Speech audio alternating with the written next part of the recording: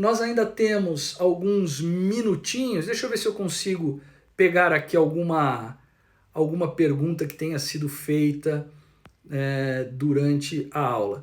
O Bueno Eliandro, o grande problema é o delay entre a concepção e a vigência da norma vigente, a sua instrumentalização prática.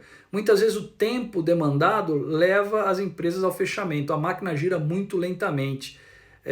Bueno, é exatamente isso. Essa legislação ela é emergencial e eu digo a você, eu penso que nós já estamos atrasados. Já estamos atrasados porque quando você analisa esses 21 países estudados, todos eles atuaram no final de março. O final de março foi o momento em que eles editaram essas leis especiais. É certo que nós estamos um pouco atrás nessa curva, porque essa pandemia e as medidas de distanciamento começaram lá antes de começar aqui, mas ainda que considerado este atraso na curva, nós estamos muito atrasados, porque nós já estamos em maio, né? E essa questão ainda está em discussão. Por que demora tanto?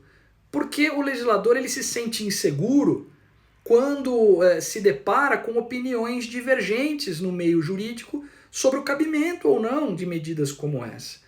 Daí o meu esforço de, nessas aulas especiais, trazer para vocês o conhecimento do que está sendo feito no mundo, para que as pessoas se sintam mais seguras e entendam que esse é um caminho a ser seguido. Não é uma jabuticaba, não é uma criação brasileira, nem corre-se o risco de fazer com que o Brasil se torne um pária na economia mundial. Isso é o que vem sendo feito mundo afora.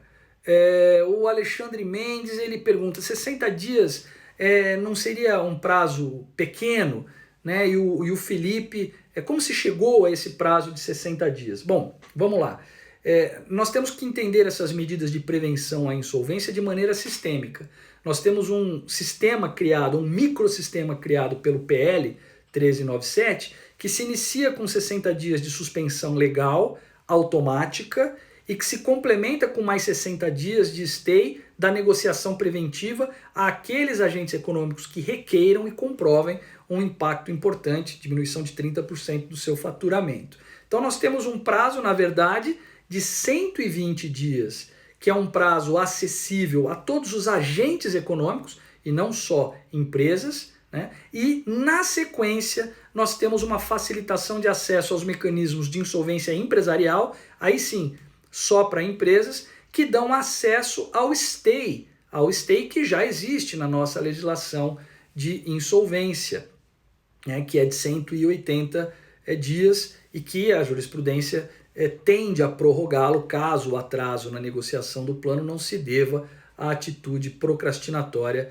da devedora. Portanto, não se trata de 60 dias e sim de um prazo que pode ser muito maior do que 60 dias. Então, seria pouco? Na nossa avaliação, é um prazo razoável. Nós levamos ainda em consideração a provável duração dessas medidas de restrição, de distanciamento social, com base no que nós estamos vendo na Europa, né? Muitos países começam a relaxar essas medidas. Essas medidas elas têm durado aproximadamente 3 meses, né? Essas medidas de distanciamento em razão da pandemia, né? Então achamos que esses 60 dias agregado a mais 60 dias dariam 120 dias e seria algo razoável para que essas empresas conseguissem se reestruturar e não desaparecessem durante a pandemia.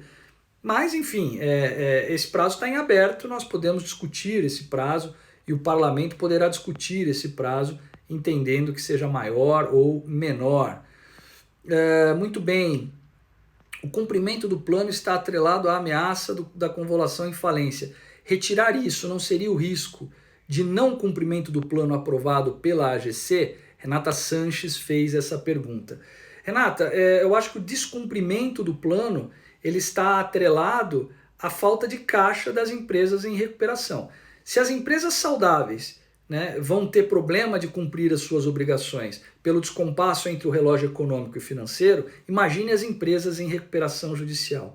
Então, o fato dela descumprir uma obrigação assumida no plano, em razão da pandemia ou em razão das dificuldades adicionais trazidas por essa calamidade pública, não implica em dizer que ela mereça ir para a falência. Da mesma forma que não implica em dizer que aquela empresa saudável que deixou de cumprir também deva falir. Então, na verdade, é evidente que o cumprimento do plano está atrelado a essa ameaça de quebrar, é um incentivo para que ela não descumpra. Mas num momento de pandemia, a gente entende, e diversos países do mundo também entendem, que não se deve convolar em falência uma recuperação em razão de inadimplência ocorrida nesse período, e exclusivamente nesse período. É importante a gente saber que essas regras são regras excepcionais e temporárias, e que visam enfrentar uma questão de calamidade pública. Depois voltamos à normalidade e é evidentemente que o descumprimento do plano será um indicativo de que a empresa não tem condições de funcionar, não tem condições de cumprir com aquilo que prometeu aos seus credores. Mas, diante da pandemia, diante da calamidade pública, a gente acha que não seria o caso de perder esta empresa neste momento. Até porque essas empresas são responsáveis pela geração de empregos, de produtos, de serviços, de riquezas, de tributos, que são muito importantes para a sociedade e mais ainda importantes num momento de pandemia como esse. Bom, a última pergunta que eu responderei, por conta do tempo, é o do Marcos Lex. O Marcos pergunta: existe alguma recomendação do CNJ para os tabelionatos de protesto não realizarem protestos?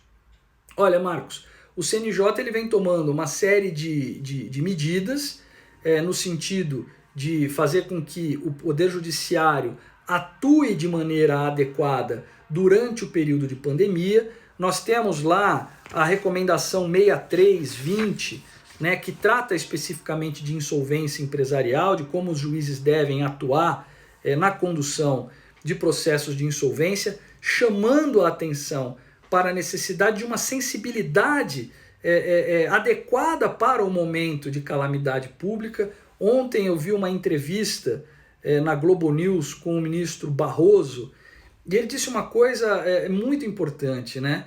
Ele falou da normatividade dos fatos. Ele disse que o Poder Judiciário e o juiz, ele deve interpretar a Constituição e deve interpretar as leis tendo em vista, né, os fatos como eles são. Né?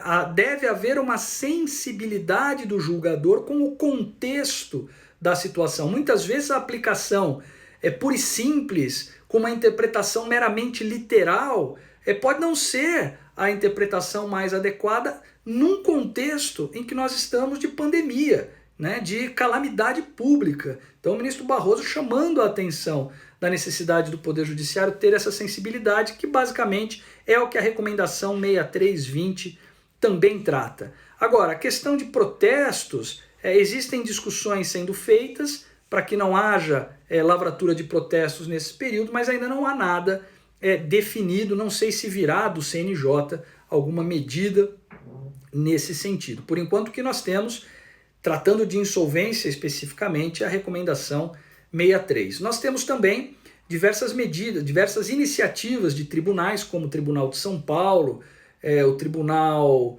do Paraná, parece que do Espírito Santo, Rio de Janeiro, todos eles criando mecanismos de negociação pré-processual, né, para evitar a judicialização excessiva. Né, e essa são iniciativas muito importantes e que vão ajudar sobremaneira a preservar a funcionalidade do Poder Judiciário e mais, que se encaixam perfeitamente na lógica do PL 1397. Ok? Bom, pessoal, já estamos chegando aqui ao final do nosso período. O Instagram, ele não tem prorrogação de prazo, né? O stay pode ser prorrogado, mas o prazo da live não pode, né? Deu 1 hora, ele nos corta imediatamente, ok?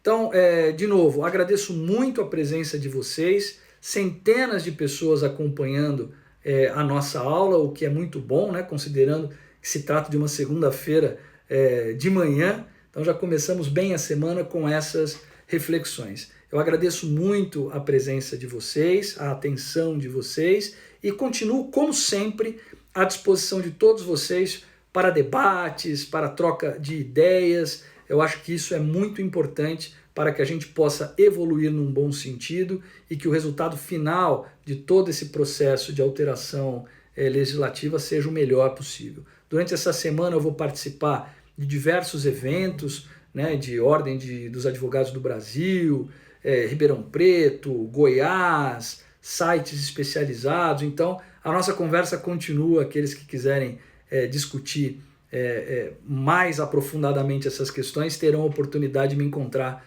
por aí nas aulas virtuais, ok? Pessoal, muito obrigado, uma excelente semana para vocês, estudem bastante, se preparem bastante, aproveitem esse tempo da melhor forma possível, ok? Grande abraço, até a próxima, tchau!